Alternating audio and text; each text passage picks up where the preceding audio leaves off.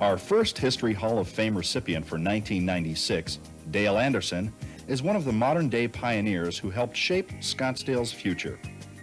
When Dale left St. James, Minnesota in 1947, he knew only that he didn't want to follow in his father's footsteps in the lumber business.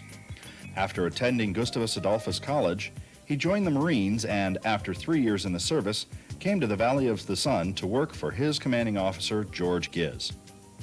George, now owner of Paddock Pools, at the time was a produce grower and supermarket owner. Dale became manager of Giz's market, which quickly led to an Oscar Mayer distributorship. While Mr. Anderson worked for George, he rented a room for $10 a week next to the Westward Ho in downtown Phoenix and hitchhiked to work every day at 5:30 in the morning. This may seem like a roundabout route to Scottsdale, but becoming a restaurateur was the furthest thing from his mind. In 1954, he attended boxing matches with Buzz Dublin, an owner-manager of Lulu Bells. Buzz asked his friend to work part-time at the town's popular eatery and saloon, which proved a perfect match for Dale's congenial personality. Although he found himself taking guns away from town drunks and, at times, breaking up fights, he went on to become Lulu Bell's manager and partner for the next 6 years. In 1963, Dale opened the first Dale Anderson's restaurant on Marshall Way at First Avenue, which had been a private residence with several rooms. This inspired the restaurateur to develop the concept that today features fine dining in a home-like atmosphere. He went on to open 7 The Other Place restaurants in Scottsdale, Tempe, Mesa, West Phoenix, Tucson, and La Jolla, as well as opening the Quilted Bear and the Anderson House. With Grant Maloof as a partner, he also operated Little Lulu's and the Buckboard sandwich-style cafes in Scottsdale. All the while, Dale gave to the community. His friendly personality brought celebrities to the growing town. Sportscaster Kurt Gowdy first came to the Valley in 1960 and still recalls it was Dale Anderson who convinced him this desert community would become as well known as Sarasota, Florida for spring training.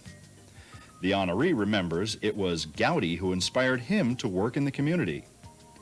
During the past 4 decades, he served as president of the Scottsdale Chamber of Commerce, twice on the board of directors. He was a founder and patron of the Scottsdale Charros, a special activities committee of the Chamber of Commerce, whose first duties were to officially welcome the Boston Red Sox to their new winter practice home in Scottsdale. He served as president of the Scottsdale Rotary Club, president of the Arizona Restaurant Association, director of the National Restaurant Association, advisory council of the Small Business Administration, a board member of the Paradise Valley Country Club, board member of the Maricopa County Parks Association, a Scottsdale Boys and Girls Club director, a charter member of the Arizona Visitors Promotional Council, and a founder and director of the Bank of Scottsdale.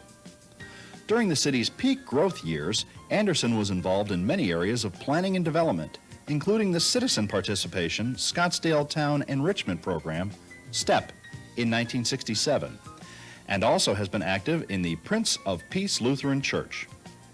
Dale has been honored by many organizations, as well as having the city of Scottsdale proclaim a day in his honor in March of 1987. Perhaps the most meaningful honor to date was being named Distinguished Citizen of the Year by the Theodore Roosevelt Council of the Boy Scouts of America.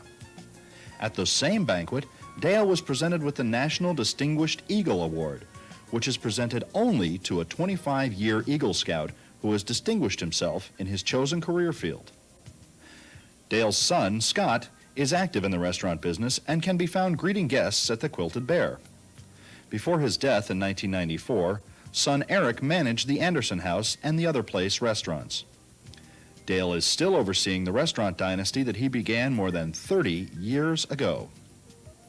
It is with great pleasure that tonight's first Hall of Fame award is presented to an individual who dedicated his business career to making Scottsdale a better place to live. Dale Anderson.